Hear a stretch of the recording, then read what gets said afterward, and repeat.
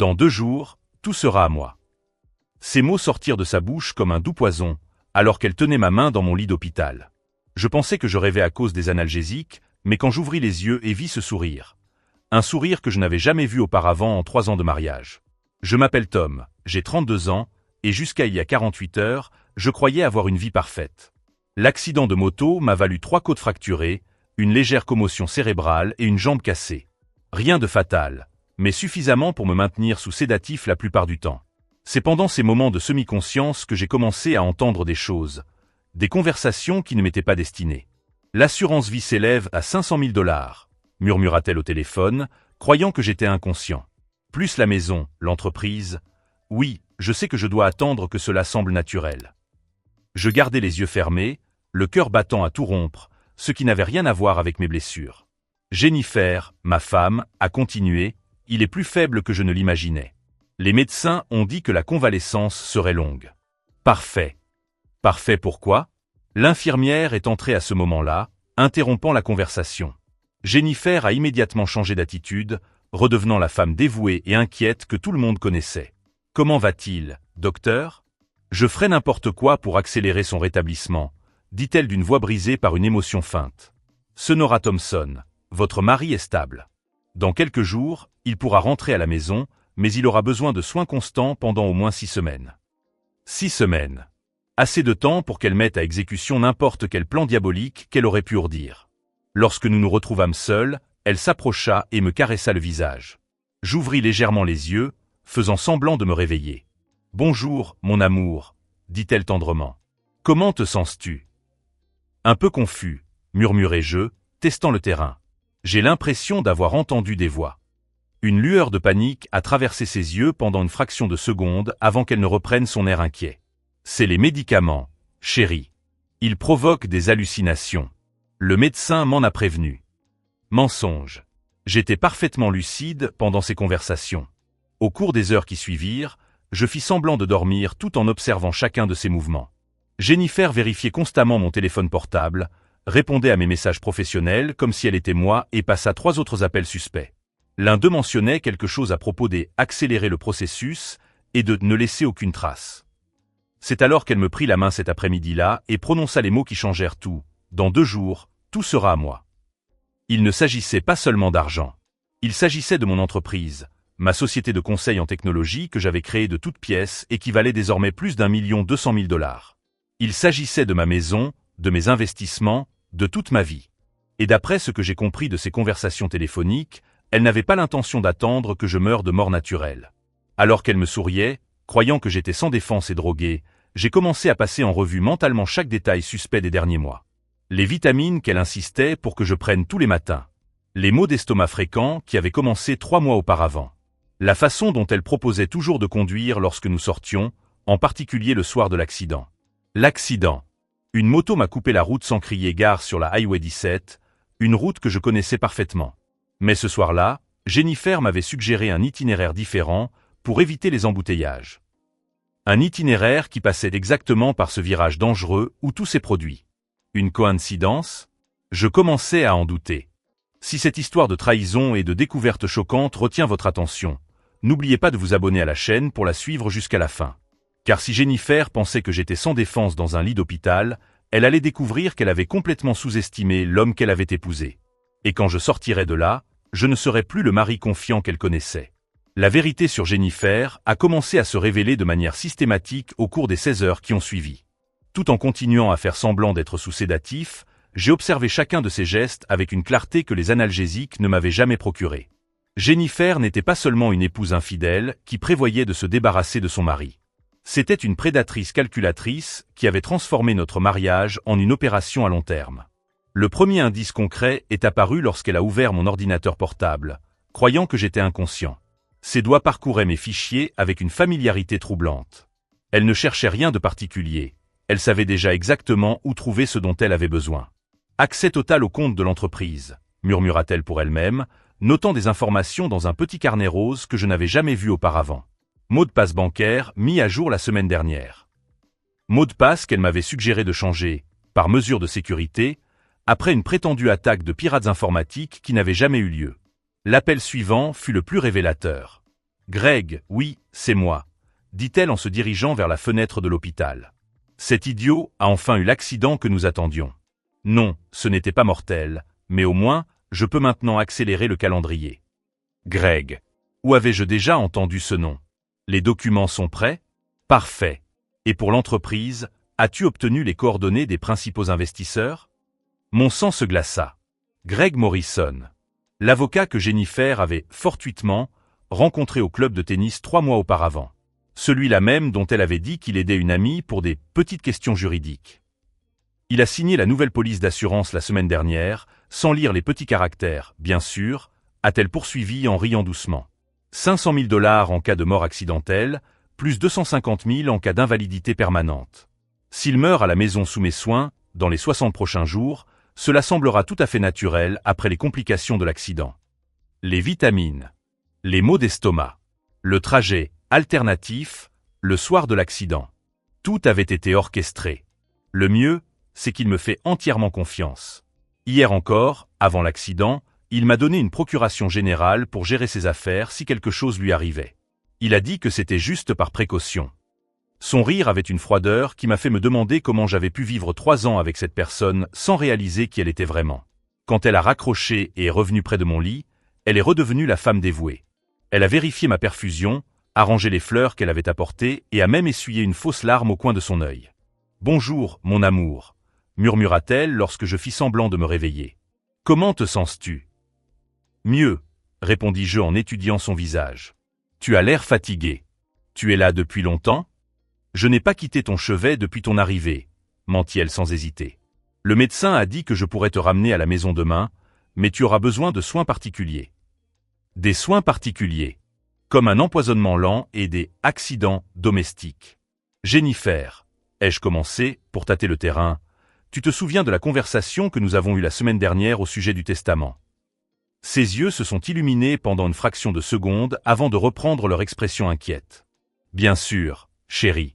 Tu as dit que tu voulais t'assurer que je serais protégé si quelque chose arrivait. C'était très attentionné de ta part. Je n'avais jamais mentionné de testament. Cette conversation n'avait eu lieu que dans sa tête, probablement répétée avec Greg pendant l'une de leurs séances de tennis. Et l'entreprise? Tu te souviens que j'ai mentionné vouloir apporter quelques changements à la structure de la société? Oui, répondit-elle trop rapidement. Tu as dit que tu me faisais confiance pour m'occuper de tout si tu ne pouvais pas le faire. Encore un mensonge. Je n'aurais jamais discuté de changement sociétaire avec Jennifer. Elle connaissait à peine la différence entre marge bénéficiaire et flux de trésorerie.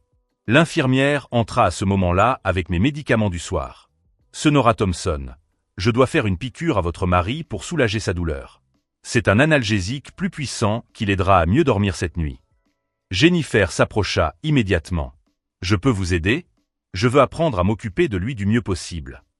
Bien sûr, répondit l'infirmière en lui montrant la seringue. Ce médicament doit être administré ainsi. Pendant que l'infirmière expliquait la procédure, j'ai vu Jennifer mémoriser chaque détail. Elle n'apprenait pas pour m'aider. Elle apprenait pour me tuer. L'injection m'a rendu véritablement somnole, mais je me suis efforcé de rester suffisamment conscient pour continuer à observer.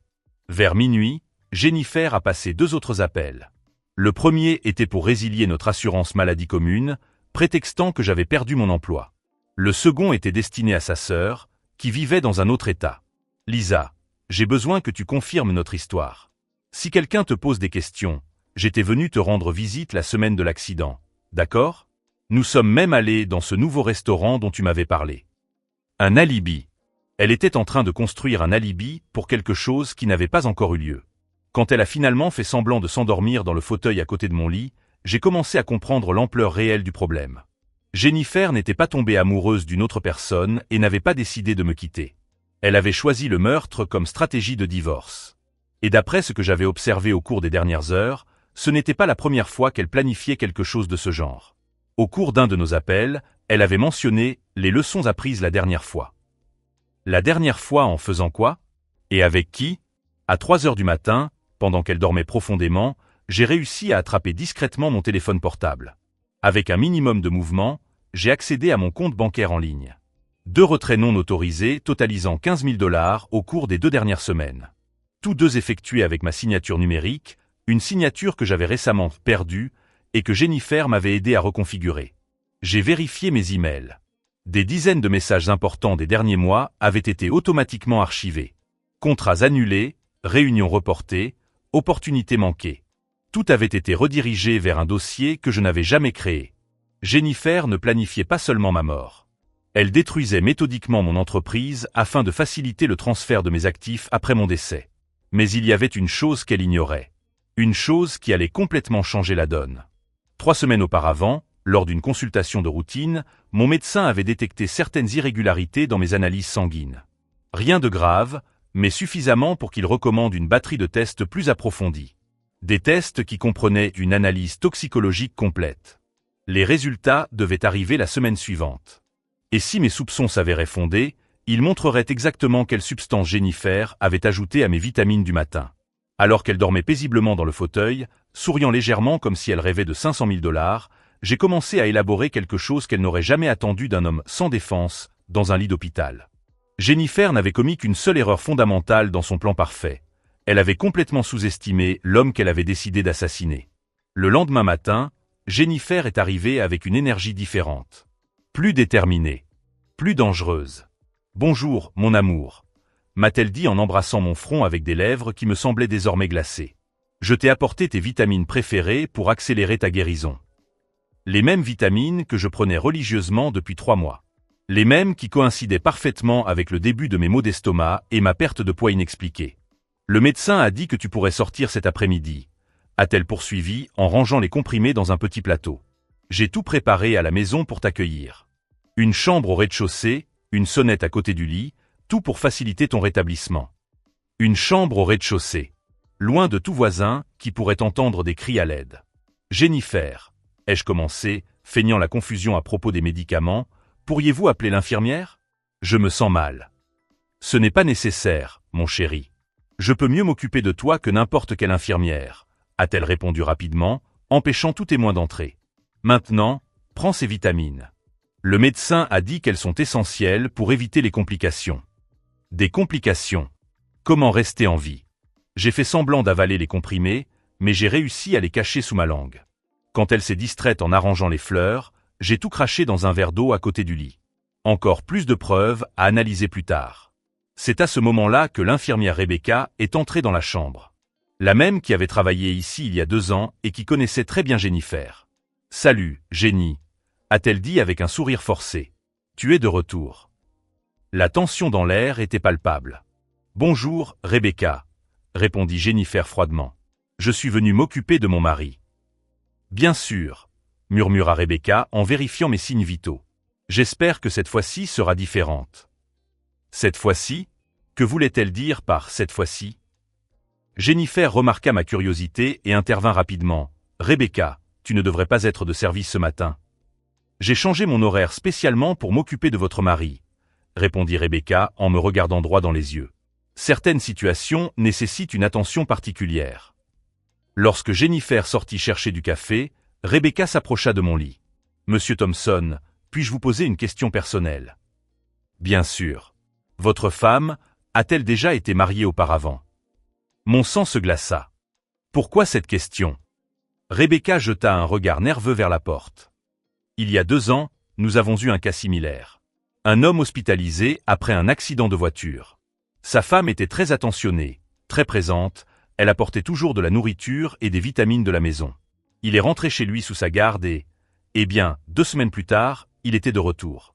Cette fois, il n'a pas survécu. Et la femme? Elle est devenue veuve très jeune. Elle a tout hérité. Nous avons appris par la suite qu'elle avait déménagé dans un autre État. Jennifer avait déjà fait cela auparavant. Comment était-elle? Ai-je demandé, même si je connaissais déjà la réponse. Blonde, les yeux verts, environ 28 ans à l'époque. Toujours très bien habillée, très gentille avec le personnel médical. Elle s'appelait Jessica Morrison. Morrison. Le même nom de famille que l'avocat Greg. Rebecca, murmurai-je avec insistance, avez-vous des photos ou des documents sur cette affaire? Pas officiellement, mais, hésita-t-elle, je soupçonnais quelque chose à l'époque. J'ai pris quelques photos discrètes. Je les ai toujours sur mon téléphone. Elle m'a montré les images. C'était Jennifer, mais avec les cheveux plus courts et quelques différences physiques minimes. Mon Dieu, ai-je murmuré. Monsieur Thompson, si c'est vraiment la même personne, vous êtes en grand danger. Richard Morrison, c'était le nom de son premier mari, est mort de complications cardiaques à son domicile. Mais certains d'entre nous soupçonnaient un empoisonnement. Pourquoi n'avez-vous pas appelé la police? Nous avons essayé. Mais il n'y avait aucune preuve concluante, et elle a disparu avant que nous puissions mener une enquête en bonne et due forme. Le corps a été rapidement incinéré, selon les souhaits du défunt. Jennifer est revenue à ce moment-là, interrompant notre conversation. « De quoi parliez-vous » demanda-t-elle avec un sourire qui ne trompait plus personne. « Juste des soins post-hospitalisation » répondit Rebecca de manière professionnelle. « Monsieur Thompson, je vais vérifier vos médicaments une dernière fois avant votre sortie. » Au cours des minutes qui suivirent, Rebecca préleva discrètement des échantillons des comprimés que Jennifer avait apportés, ainsi que le verre d'eau dans lequel j'avais craché les vitamines. « Pour une analyse de routine », expliqua-t-elle lorsque Jennifer lui posa la question. « Quelle analyse ?»« Protocole standard de l'hôpital pour les médicaments apportés de la maison. Juste pour s'assurer qu'il n'y a pas d'interaction dangereuse. » Je vis la panique momentanée dans les yeux de Jennifer avant qu'elle ne retrouve son sang-froid. Vers midi, j'ai reçu mon autorisation de sortie. Pendant que Jennifer signait les papiers, j'ai pu m'entretenir en privé avec Rebecca. « Rebecca, j'ai besoin que vous me rendiez service. Analysez ces échantillons le plus rapidement possible et, si vous trouvez quelque chose de suspect, appelez ce numéro. » lui ai-je dit en lui tendant la carte de visite de mon avocat personnel, Michael Stevens. « N'appelez pas directement la police. Appelez-le d'abord. » Pourquoi? Parce que si Jennifer a vraiment tué son premier mari, elle est beaucoup plus dangereuse et intelligente qu'elle n'en a l'air. J'ai besoin de preuves irréfutables avant d'agir. Sur le chemin du retour, j'ai observé Jennifer conduire. Ses mains étaient fermement posées sur le volant, mais j'ai remarqué qu'elle était nerveuse. La rencontre avec Rebecca avait ébranlé sa confiance. « Tom, » dit-elle sans quitter la route des yeux, « as-tu apprécié l'infirmière Rebecca ?» Elle semblait professionnelle. Elle a posé beaucoup de questions. Les infirmières ne devraient pas être aussi curieuses. Peut-être qu'elle se soucie de ses patients. Jennifer a ri, mais il n'y avait aucune trace d'humour dans sa voix. Les gens se soucient trop de choses qui ne les regardent pas. Nous sommes arrivés à la maison, celle que j'avais achetée 5 ans auparavant, pensant qu'elle serait notre foyer pour toujours. Elle ressemblait désormais davantage à une prison sophistiquée. Jennifer avait vraiment tout réorganisé. La chambre principale au 2e étage était en rénovation, m'obligeant à rester dans l'ancien bureau au rez-de-chaussée, désormais transformé en chambre d'hôpital. Le lit d'hôpital loué, l'équipement médical, même un système d'interphone, pour les urgences. « J'ai tout fait pour ton confort, » dit-elle en m'aidant à m'installer. « Et regarde, j'ai apporté tes médicaments, classés par jour et par heure. » Sept petits récipients en plastique, chacun marqué du jour de la semaine. Chacun contenant des comprimés que je savais désormais être mon arrêt de mort. « Ça fait beaucoup de médicaments, » ai-je commenté. Le médecin a été très précis sur le dosage. Nous ne pouvons pas prendre de risques avec des complications. Cet après-midi-là, pendant que Jennifer préparait le dîner, j'ai pris ma première mesure concrète pour riposter. À l'aide du téléphone de la maison, puisqu'elle contrôlait mon portable, j'ai appelé Michael Stevens, mon avocat. « Michael, c'est Tom Thompson. J'ai besoin que tu fasses quelque chose d'urgent et de discret. »« Tom, j'ai appris l'accident. Comment vas-tu ? » ?»« Physiquement, je vais bien. Mais j'ai besoin d'une aide juridique immédiate. Engage un détective privé pour enquêter sur Jennifer Thompson, née Jennifer Morrison. Cherche en particulier des traces de mariage antérieur et de décès de conjoint. »« Tu es sérieux ? » ?»« Tout à fait. Et Michael, s'il m'arrive quelque chose dans les prochaines semaines, enquête immédiatement sur Jennifer. J'ai des raisons de croire que ma vie est en danger. Tom, ce sont des accusations très graves. Je sais. C'est pourquoi j'ai besoin de preuves avant d'agir. Mais si je meurs de complications liées à l'accident, ou quelque chose comme ça, tu sauras que ce n'était pas accidentel. Cette nuit-là, allongé dans le lit d'hôpital de ce qui était autrefois mon bureau, j'entendais Jennifer se déplacer dans la maison. Des pas à l'étage, des tiroirs qui s'ouvraient, des chuchotements au téléphone. Vers 2 heures du matin, elle est descendue silencieusement et est restée debout devant ma chambre pendant près de 10 minutes. Elle observait simplement. Elle calculait. Elle planifiait. C'est à ce moment-là que j'ai pris la décision qui allait tout changer. Jennifer avait passé des mois à me sous-estimer, me considérant comme une proie facile et confiante. Ce qu'elle ignorait, c'est qu'avant de créer mon cabinet de conseil, j'avais travaillé pendant 5 ans dans la sécurité d'entreprise. Je m'y connaissais en enquête, en preuves, et surtout, en mode de pensée et de fonctionnement des personnes dangereuses. Si elle voulait jouer à un jeu mortel, j'étais prêt à jouer. Mais cette fois, selon mes règles. Alors qu'elle s'éloignait silencieusement de ma porte, j'ai commencé à élaborer mentalement chaque étape de ce qui serait non seulement ma survie, mais aussi la justice totale pour Richard Morrison et toute autre victime que Jennifer aurait pu faire. La chasse avait commencé. Et cette fois, le prédateur avait choisi la mauvaise proie. Au cours des 48 heures qui ont suivi, j'ai transformé cette chambre du rez-de-chaussée en prison en mon centre de commandement. Jennifer avait commis l'erreur fatale de sous-estimer deux choses. Mon expérience en matière de sécurité d'entreprise et ma capacité à feindre d'être plus affaibli que je ne l'étais réellement. Pendant qu'elle se rendait à ses consultations médicales, que je soupçonnais être des rendez-vous avec Greg Morrison pour régler les détails de mon assassinat, je travaillais méthodiquement à ma contre-offensive. La première étape consistait à reprendre le contrôle de mes propres ressources. À l'aide d'une tablette que je gardais cachée sous le matelas de mon lit d'hôpital, j'ai discrètement accédé à tous mes comptes bancaires et systèmes d'entreprise. Jennifer avait changé plusieurs mots de passe, mais elle ne savait pas que je disposais de protocoles de récupération secondaires dont ni elle ni Greg n'avaient connaissance. En 2 heures, j'ai rétabli mon accès complet à tout. J'ai découvert qu'elle avait transféré 120 000 $ sur un compte offshore aux îles Caïmans, un compte ouvert au nom de Jessica Morrison.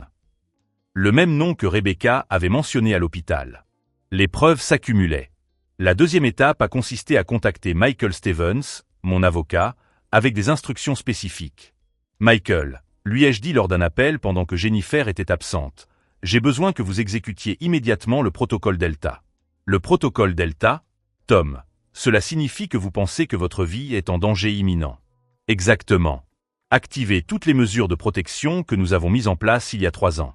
Et il y a plus, engagez immédiatement Sarah Chen, cette détective privée de Los Angeles qui travaille sur des affaires de meurtres conjugaux. C'est extrêmement grave.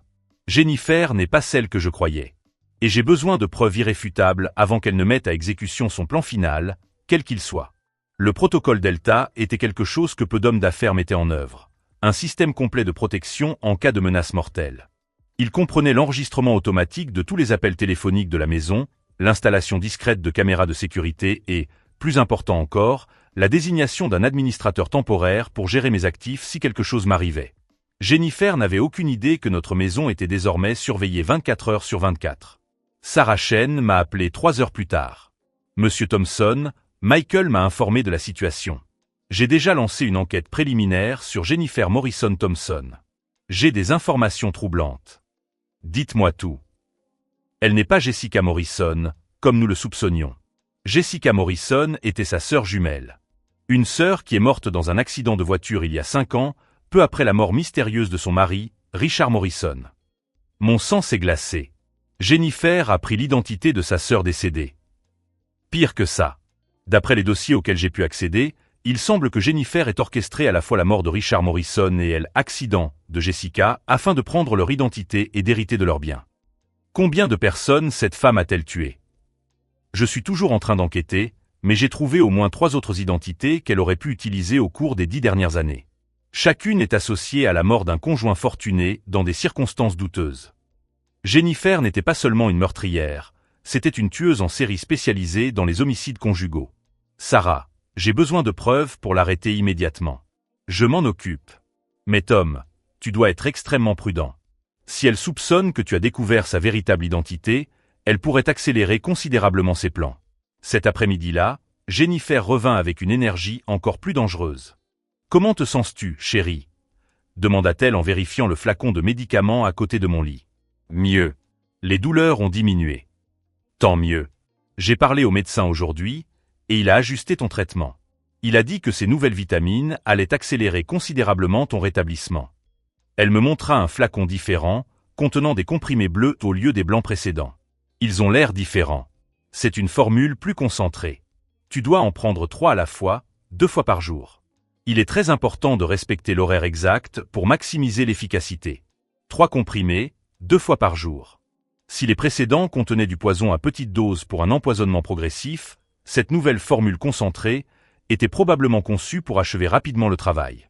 Jennifer, ai-je commencé, pour tester sa réaction, es-tu sûr d'avoir consulté le médecin? Puis-je appeler le cabinet pour confirmer?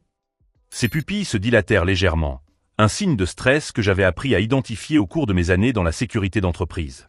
Bien sûr, chérie. Mais il est en déplacement jusqu'à lundi. Il m'a dit qu'il était extrêmement important de ne pas interrompre le traitement. Mensonge sur mensonge sur mensonge. Tu sais, continuai-je en observant son langage corporel, je me sens confus à propos de certaines choses. J'ai parfois l'impression d'entendre des conversations téléphoniques étranges, mais cela doit être un effet secondaire du médicament. Oui, répondit-elle trop rapidement, le médecin m'en a parlé. Les hallucinations auditives sont courantes en cas de traumatisme crânien. C'est pourquoi il est si important que tu prennes correctement ton médicament. À ce moment-là, elle commit une erreur cruciale. Tout en parlant des hallucinations auditives, elle a inconsciemment regardé le téléphone de la maison, celui que j'avais utilisé pour appeler Michael et Sarah. Quelque chose dans son expression m'a fait comprendre qu'elle soupçonnait que j'avais passé des appels pendant son absence. Il était temps d'accélérer mon propre plan. Jennifer, puis-je te demander une faveur? Bien sûr, mon amour. Pourrais-tu m'apporter mon ordinateur portable? Je voudrais répondre à quelques emails importants de clients. Je te promets de ne pas me fatiguer. Je ne pense pas que ce soit une bonne idée. Tu as besoin de te reposer complètement. S'il te plaît. Ce ne sont que 2 messages rapides. Sinon, je risque de perdre des contrats importants. Elle a hésité, clairement partagée entre le fait de me garder isolé et celui d'éviter de paraître trop contrôlante. D'accord. Mais seulement 15 minutes, d'accord? Quand elle m'apporta l'ordinateur portable, je pris soin de taper les emails en sa présence. Des emails tout à fait innocents destinés à de vrais clients. Ce qu'elle ignorait, c'est que ces emails contenaient des codes spécifiques qui alertèrent mes contacts de la situation d'urgence. En moins d'1 heure, 3 de mes clients les plus influents, dont un ancien agent du FBI qui travaille désormais dans la sécurité d'entreprise, auraient reçu mon message codé de détresse. Ce soir-là, Jennifer prépara le dîner avec un soin particulier. « J'ai préparé ton plat préféré », m'a-t-elle dit en apportant un plateau de lasagne maison. « Avec tous les ingrédients que tu aimes. » L'odeur était parfaite, exactement comme elle le faisait toujours. Mais en y regardant de plus près, j'ai remarqué de petits cristaux blancs discrètement saupoudrés sur le fromage fondu. Des cristaux qui n'étaient certainement pas là lorsqu'elle avait préparé la même recette auparavant. « Ça a l'air délicieux », ai-je commenté. « Tu n'en manges pas ? J'ai déjà mangé dans la cuisine pendant que je préparais. Cette portion est tout à toi. » Bien sûr que oui. En faisant semblant de manger, j'ai réussi à discrètement jeter la majeure partie de la nourriture dans des serviettes que j'ai ensuite cachées pour les analyser plus tard. Jennifer observait chaque bouchée avec une intensité qui confirmait mes soupçons. « Comment trouves-tu le goût ? » « Parfait, comme toujours. » Vers 22 heures, j'ai fait semblant d'être malade. « Jennifer, je ne me sens pas bien. Je pense que c'est une réaction aux nouveaux médicaments. » Elle est immédiatement devenue attentionnée, mais il y avait une anxiété sous-jacente dans ses mouvements, comme si elle vérifiait que son planning se déroulait comme prévu. « Tu veux que j'appelle une ambulance ? » Non, je pense que j'ai juste besoin de me reposer. Je ferais peut-être mieux de prendre mon médicament du soir plus tôt aujourd'hui. Bonne idée. Elle a préparé 3 des comprimés bleus avec un verre d'eau. Prends-les tous en même temps, mon chéri. Ça t'aidera à mieux dormir. C'était le moment de vérité. Si je prenais ces comprimés, je ne me réveillerais probablement pas le lendemain matin. Si je refusais, elle saurait immédiatement que j'avais découvert son plan. C'est alors que j'ai décidé de mettre en œuvre la partie la plus risquée de ma stratégie. « Jennifer, ai-je dit en tenant les comprimés, j'ai quelque chose d'important à te dire avant de me coucher. »« Quoi donc, mon chéri ? » J'ai découvert que j'avais beaucoup plus d'argent que nous ne le pensions. Mon comptable a retrouvé d'anciens investissements que j'avais oubliés. Près de 2 millions de dollars. Ses yeux se sont illuminés d'une cupidité qu'elle a eu du mal à dissimuler. 2 millions ? Oui. Et tu sais ce que j'ai pensé ? Si quelque chose m'arrivait, je veux être sûr que tu aies immédiatement accès à tout. Demain, je vais signer des documents te donnant le contrôle total de tous mes actifs. Si vous suivez cette histoire de trahison et de découvertes choquantes, n'oubliez pas de vous abonner à la chaîne, car le rebondissement à venir montrera que le prédateur ne choisit pas toujours la bonne proie. C'est très généreux de votre part, Tom. C'est le moins que je puisse faire pour la meilleure épouse du monde. J'ai pris les comprimés devant elle, en prenant soin de lui montrer que je les avais tous avalés. Ce que Jennifer ignorait, c'est que 2 heures avant le dîner, j'avais pris de l'IPK, un médicament qui provoque des vomissements presque instantanés. Les comprimés qu'elle venait de me donner seraient expulsés de mon organisme en moins de 10 minutes. Et tandis qu'elle croyait assister à mes derniers instants de conscience, je mettais en fait en œuvre la phase finale du plan qui garantirait non seulement ma survie, mais aussi la justice pour Richard Morrison et toutes les autres victimes de Jennifer. La chasseuse venait de marcher droit dans le piège parfait. Et demain matin, Lorsqu'elle arriverait avec les documents pour récupérer mes 2 millions de dollars inexistants, elle découvrirait que l'homme mort dans son lit était ressuscité pour témoigner contre elle. À 5h15 le lendemain matin, j'ai fait semblant d'être dans un état critique. Jennifer m'a trouvé apparemment inconscient, respirant de manière irrégulière, la peau pâle, exactement comme elle s'y attendait après la triple dose de poison de la veille. Ce qu'elle ne savait pas, c'est que j'avais passé toute la nuit à m'entraîner à simuler les symptômes d'un empoisonnement à l'arsenic, en m'appuyant sur les recherches médicales que Sarah Chen m'avait envoyées. « Tom, Tom !» a-t-elle crié en secouant mon corps avec une urgence qui semblait sincère. « Mon Dieu, tu es très mal en point. » À travers mes paupières presque fermées, je l'ai vu vérifier discrètement mon pouls, non pas par souci médical, mais pour confirmer que je mourais à la bonne vitesse. « Je dois appeler une ambulance », dit-elle assez fort pour être entendue, mais elle prit immédiatement son téléphone portable et passa un appel complètement différent. « Greg, c'est le moment. Il est presque à la fin. Tu peux apporter les documents dans 20 minutes ?» L'erreur fatale avait commencé. Pendant qu'elle courait dans la maison, se préparant à l'urgence, Sarah Chen et son équipe étaient déjà en place à l'extérieur. Les caméras installées par le protocole Delta capturaient chaque mouvement, chaque mot, chaque réaction de Jennifer qui confirmait ses intentions meurtrières. Greg Morrison est arrivé 15 minutes plus tard avec un porte-documents en cuir marron rempli de documents juridiques. « Comment va-t-il » demanda Greg en entrant dans la chambre où je gisais mourant. « Parfaitement. Exactement comme prévu. Dans une demi-heure, elle sera officiellement une veuve très riche. Et les 2 millions supplémentaires dont il a parlé hier, j'ai vérifié auprès de son comptable. Ils sont réels. Il s'agit d'investissements dans des crypto-monnaies qui étaient cachées. Avec la procuration générale qu'il a signée la semaine dernière, j'aurai accès à tout. » Greg ouvrit le porte-documents et commença à organiser les documents sur la table à côté de mon lit.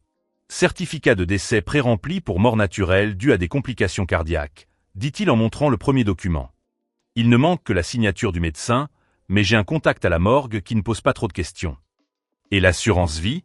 500 000 $ seront versés dans les 48 heures suivant le certificat. La police d'assurance vie accidentelle ajoute 250 000 $ supplémentaires si nous parvenons à classer cela comme une séquelle de l'accident de moto. Jennifer rit avec une froideur qui me glaça véritablement le sang. 3 personnes en 5 ans, Greg, Richard, Jessica et maintenant Tom. Et ça devient de plus en plus facile. Le prochain sera encore mieux. J'ai déjà identifié 2 candidats à Seattle. Tous 2 sont des hommes d'affaires célibataires, sans famille proche. Ils planifiaient toute une série de meurtres. C'est à ce moment-là que j'ai mis en œuvre la première phase de ma contre-attaque. Discrètement, j'ai activé l'application sur ma smartwatch qui enverrait un signal d'urgence à Michael Stevens, Sarah Chen, et plus important encore, au détective James Rodriguez du département des homicides, un contact que Sarah avait inclus dans l'opération après avoir découvert les autres cas suspects. « Greg, dit Jennifer, tu as apporté le dispositif ?» « Bien sûr. » Il a sorti de son sacoche une petite seringue contenant un liquide transparent. Dose finale de chlorure de potassium. Appliquée directement dans le cou, elle simule parfaitement un arrêt cardiaque naturel. Même une autopsie complète aurait du mal à le détecter. Jennifer a pris la seringue d'une main ferme, sans montrer aucun remords ni aucune hésitation. 3, 2, 1. Police. Que personne ne bouge. La porte de la chambre a explosé au moment même où Jennifer plaçait la seringue sur mon cou. 5 policiers armés ont fait irruption dans la pièce, menés par le détective Rodriguez et suivis par Sarah Chen. Je n'oublierai jamais l'expression sur le visage de Jennifer. Une surprise totale, suivie d'une terreur pure lorsqu'elle comprit que toute sa performance avait été observée et enregistrée. Jennifer Morrison Thompson, vous êtes en état d'arrestation pour le meurtre de Richard Morrison, Jessica Morrison et la tentative de meurtre sur Thomas Thompson. C'est une erreur, cria-t-elle, toujours la seringue à la main. Mon mari est malade. J'essayais de le sauver. C'est alors que je me suis assis calmement sur le lit, complètement alerte et en bonne santé. Bonjour, ma chérie, dis-je avec un sourire qui reflétait exactement celui qu'elle m'avait adressé à l'hôpital quelques jours auparavant. Je suis désolé, mais les 2 millions de dollars supplémentaires n'existent pas. Tout comme notre mariage. La seringue tomba de sa main comme si elle avait été électrocutée. Comment as-tu? Comment ai-je survécu au poison d'hier? L'IPK. Comment savais-je pour Richard et Jessica? Enquête professionnelle. Comment ai-je enregistré tout ce que vous avez dit au cours des 10 dernières minutes? Je désignai les petites caméras discrètement installées dans les coins de la chambre. Tom, Greg a tenté d'intervenir. Tu ne comprends pas la situation. Greg Morrison, l'a interrompu le détective Rodriguez, vous êtes également en état d'arrestation pour complicité dans plusieurs homicides et complots en vue de commettre un meurtre. Sarah Chen s'est approchée avec une tablette montrant tout le dossier qu'elle avait compilé sur Jennifer. Mademoiselle Morrison Thompson, a dit Sarah, nous avons des preuves documentaires vous reliant directement à au moins 5 décès suspects dans 4 États différents au cours des 10 dernières années. Chacun d'entre eux impliquait des époux fortunés décédés dans des circonstances douteuses après s'être mariés rapidement. Jennifer tenta un dernier coup désespéré. « Tom, je t'en prie. Je t'aime. Tout cela n'est qu'un terrible malentendu. »« Jennifer, répondis-je calmement en me levant du lit et en m'approchant d'elle, tu aimes mon argent. Et tu pensais que j'étais trop bête pour m'en rendre compte. Mais sais-tu quelle a été ta plus grande erreur? Laquelle? Tu as complètement sous-estimé qui je suis. J'ai passé 5 ans dans la sécurité d'entreprise avant de créer ma propre société. Je sais reconnaître les prédateurs, je sais mener des enquêtes, je sais monter des dossiers irréfutables. Et surtout, je me suis approché de son visage jusqu'à ce que nos visages ne soient plus qu'à quelques centimètres l'un de l'autre. Je sais faire semblant d'être une victime sans défense pendant que je prépare méticuleusement la chute de ceux qui tentent de me détruire. Le détective Rodriguez a menotté Jennifer tandis qu'elle criait des protestations incohérentes sur son innocence et les malentendus. Greg a été emmené ensuite, essayant de négocier sa coopération en échange de l'immunité. Mais le rebondissement le plus satisfaisant était encore à venir. « Monsieur Thompson, » dit Sarah Chen lorsque le silence revint enfin dans la maison, « nous avons découvert autre chose au cours de l'enquête. » Quoi donc? Jennifer n'était pas seulement une tueuse en série. Elle faisait l'objet d'une enquête du FBI depuis 2 ans dans le cadre d'un réseau international de « veuves noires » opérant dans au moins 8 pays. Son arrestation aujourd'hui va démanteler toute une organisation.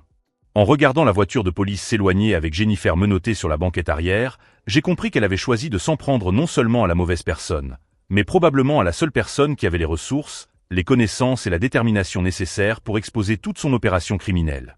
Pendant des semaines, elle avait dormi aux côtés de quelqu'un qui construisait silencieusement sa propre destruction. Chaque faux baiser, chaque mensonge soigneusement préparé, chaque geste calculé en vue de mon assassinat avait été observé, documenté et transformé en preuve irréfutable. Jennifer avait passé 3 ans à m'étudier, à identifier mes faiblesses, à planifier ma mort. Ce qu'elle n'avait jamais imaginé, c'est que j'avais passé les 2 dernières semaines à l'étudier avec la même intensité, mais avec des objectifs opposés. La chasseuse était devenue la proie. Et cette fois, il n'y aurait pas d'échappatoire. 3 mois plus tard, le procès de Jennifer Morrison Thompson est devenu l'une des affaires les plus commentées de l'État. Le procureur a présenté des preuves reliant Jennifer à 9 meurtres commis, dans 6 États différents au cours des 15 dernières années. Toutes les victimes avaient le même profil. Des hommes prospères, célibataires ou veufs, disposant d'un patrimoine important et ayant peu de proches. Richard Morrison n'avait été que le début d'une carrière criminelle méticuleusement planifiée. « Mesdames et messieurs les jurés », a déclaré le procureur dans son réquisitoire, Jennifer Thompson n'est pas une veuve éplorée. C'est une prédatrice qui a transformé le mariage en une arme mortelle. Les preuves étaient accablantes. Enregistrements audio et vidéo de la tentative de meurtre, analyse toxicologique des médicaments empoisonnés, relevé bancaire des virements frauduleux et témoignages de 3 autres familles qui soupçonnaient la mort de leurs proches. Sarah Chen avait découvert que Jennifer opérait sous 4 fausses identités différentes, chacune soigneusement construite après être devenue veuve. Le FBI estimait qu'elle avait volé plus de 8 millions de dollars en un peu plus de 15 ans. Greg Morrison a tenté de négocier un accord en dénonçant Jennifer, mais les preuves l'incriminaient comme complice dans au moins 4 des meurtres. Tous 2 ont été condamnés à la prison à vie sans possibilité de libération conditionnelle. Pendant la lecture du verdict, j'ai observé Jennifer pour la dernière fois. Le visage que j'avais autrefois embrassé avec amour n'affichait plus qu'une froideur calculatrice, même face à la défaite totale. Elle ne montrait aucun remords pour les vies détruites, seulement de l'irritation d'avoir été capturée. « Avez-vous quelque chose à déclarer avant le verdict ?» demanda le juge. Jennifer m'a regardé directement pour la première fois depuis le jour de son arrestation. « Tom a toujours été plus intelligent qu'il n'y paraissait », a-t-elle dit avec un demi-sourire qui m'a glacé le sang. Sous-estimer les gens est une erreur que je ne commets plus. Même condamnée à la prison à vie, elle essayait encore de garder un certain contrôle sur le récit. Après le procès, Rebecca, l'infirmière qui m'avait alerté sur le cas de Richard Morrison, m'a rejoint dans le parking du tribunal. « Monsieur Thompson, dit-elle les larmes aux yeux, merci de ne pas avoir abandonné. Depuis des années, je porte la culpabilité de ne pas avoir sauvé Richard. Je sais maintenant que justice sera enfin rendue. Nous avons découvert que Jennifer était revenue dans cet hôpital exprès pour voir si quelqu'un la reconnaîtrait. Cela faisait partie de son profil psychopathique. Elle aimait jouer avec le danger et se sentir plus intelligente que tout le monde. Au cours des mois suivants, mon cabinet de conseil a connu une croissance exponentielle. La publicité autour de cette affaire, bien que non désirée, m'a apporté des dizaines de nouveaux clients impressionnés par ma capacité à mener des enquêtes et à résoudre des problèmes complexes. Je me suis servi de cette expérience pour créer un nouveau service, le conseil en sécurité personnelle pour les cadres supérieurs. Je me suis spécialisé dans l'identification des personnes ayant des intentions prédatrices dans les environnements professionnels et sociaux. Michael Stevens, mon avocat, a commenté quelques mois plus tard. Tom, en 20 ans de carrière, je n'ai jamais vu quelqu'un documenter un cas aussi méticuleusement alors que sa propre vie était en danger. Vous avez transformé un traumatisme en preuve juridique irréfutable. Le rétablissement émotionnel a été plus difficile que le rétablissement physique. Pendant des semaines, j'ai remis en question toutes les relations de ma vie. Comment avais-je pu vivre 3 ans avec une meurtrière sans m'en rendre compte? Quels autres signes avais-je ignorés? La thérapie m'a aidé à comprendre que les prédateurs comme Jennifer sont des experts en manipulation. Ils étudient leurs victimes avec une rigueur scientifique, identifiant exactement les masques à porter pour gagner leur confiance. Vous n'avez pas échoué à reconnaître une meurtrière, m'a expliqué ma thérapeute, le docteur Martinez. Vous avez reconnu une personne qui s'est spécialisée pendant des années dans l'art de paraître exactement ce dont ses victimes avaient besoin. 6 mois après le procès, j'ai trouvé le courage de recommencer à sortir avec quelqu'un. Cette fois-ci, avec une conscience complètement différente des signaux d'alarme et de l'importance de vraiment connaître quelqu'un avant de lui faire confiance. La leçon la plus profonde que j'ai apprise ne concernait pas la méfiance, mais la force personnelle. Quand je me suis retrouvé dans ce lit d'hôpital, à écouter ma femme planifier mon meurtre, j'aurais pu paniquer. J'aurais pu la confronter impulsivement. J'aurais pu appeler la police sans avoir suffisamment de preuves. Au lieu de cela, j'ai utilisé des connaissances que je ne savais même pas posséder. J'ai transformé une vulnérabilité apparente en avantage stratégique. J'ai transformé ma terreur en concentration laser. Aujourd'hui, en repensant à ces jours terribles, je suis fier de la personne que j'ai découvert être sous une pression extrême. Jennifer Thompson s'est trompée en choisissant Tom Thompson comme victime. Elle a vu un homme d'affaires confiant et prospère, quelqu'un qui serait facile à manipuler parce qu'il avait beaucoup à perdre. Ce qu'elle n'a pas vu, c'est l'enquêteur entraîné, le survivant déterminé, l'homme capable de feindre d'être mourant tout en orchestrant méticuleusement la chute de sa propre meurtrière. Certaines personnes essaient de nous détruire parce qu'elles pensent que nous sommes faibles. D'autres essaient parce qu'elles savent que nous sommes forts. Jennifer appartenait à la première catégorie, et elle a payé le prix de son arrogance. Si cette histoire de trahison, d'enquête et de justice vous a touché, abonnez-vous dès maintenant à la chaîne Twist et Revenge. Nous avons des dizaines d'autres histoires où des personnes sous-estimées se sont dressées contre ceux qui ont tenté de les détruire. 2 ans plus tard, alors que je roule sur l'autoroute 17, la même route où tout a commencé, je ne ressens plus ni colère ni traumatisme. Je ressens de la gratitude. De la gratitude d'avoir découvert ma véritable force avant qu'il ne soit trop tard. De la gratitude d'avoir empêché Jennifer de tuer d'autres innocents. Et de la gratitude d'être en vie pour raconter cette histoire. La dernière fois que j'ai eu des nouvelles de Jennifer, elle purgeait sa peine dans un établissement de sécurité maximale, loin de toute possibilité de nuire à nouveau à quelqu'un. Et moi, je prépare mon mariage avec une femme merveilleuse que j'ai rencontrée lors d'une consultation en sécurité d'entreprise. Cette fois, je sais exactement qui j'épouse.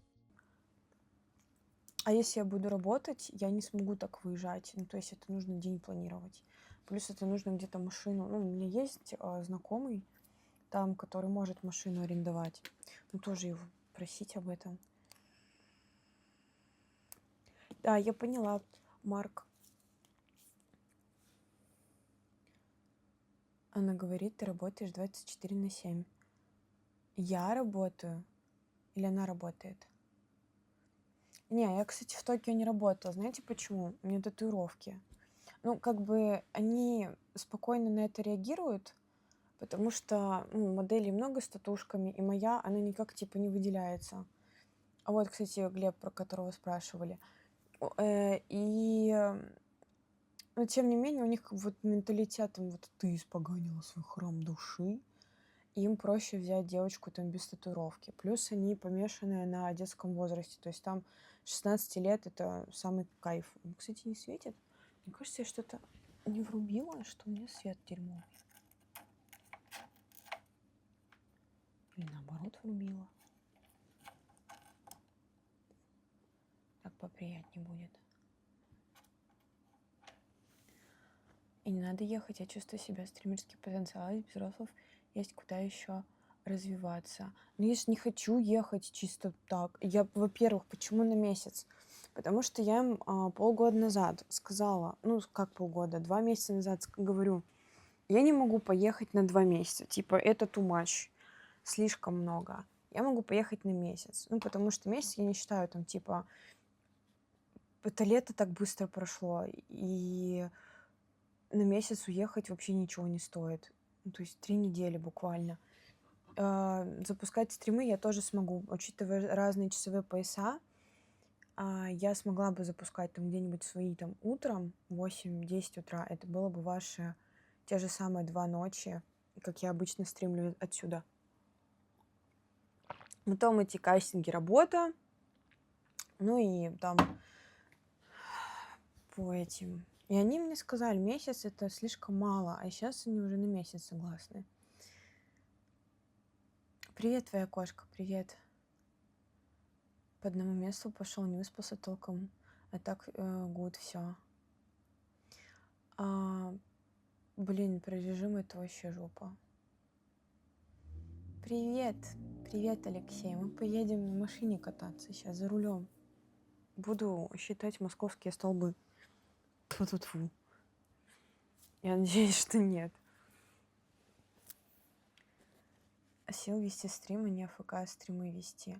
Слушай, так я вообще не реал-стример. Реалы я делаю вот исключительно для разнообразия и для своей аудитории. Потому что, ну, блин, я смотрю, что лучше монетизируется. И реалы это сложновато. И ты будешь за рулем? Да. Я с Азаматом, знаете Азамата? Он на кране работает. Я знаю, что ты не реал-стример. Вот, и я бы не хотела вообще full реал. Как бы это круто, когда у тебя есть плашка, и тебе вообще поебать. С Реймом будет коллаб. Он ко мне вчера заходил, но он...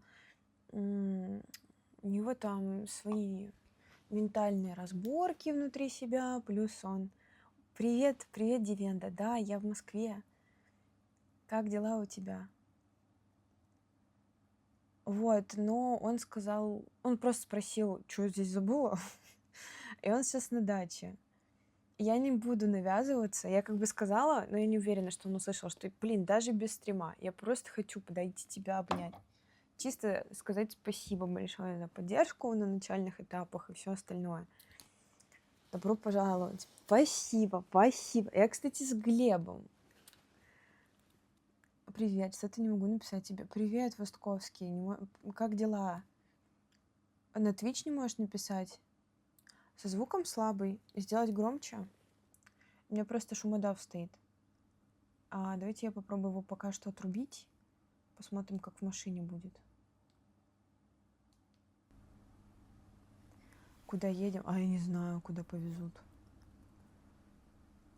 Хай звук. Я отрубила шумодав сейчас. Или лучше врубить шумодав и сделать звук. Через сколько ты поедешь? Ну, не знаю. Глеб, держи в курсе, когда там Азамат будет. Чтоб я оделась хотя бы. Пусть везут в Барвиху. Чё это? В лес? Дивенда, как у тебя дела? Блин, у вас в Москве, знаете что? Я не заболела. Я живая. Но из-за этих холодов, из холодного ветра я обсеверила лицо. У меня болит лицо. Это поселок чиновников и олигархов. Жуковка, я знаю. Я была в Барвихе. Я жила в Москве 2 года. Лухари. Да не такой уж и Лухари.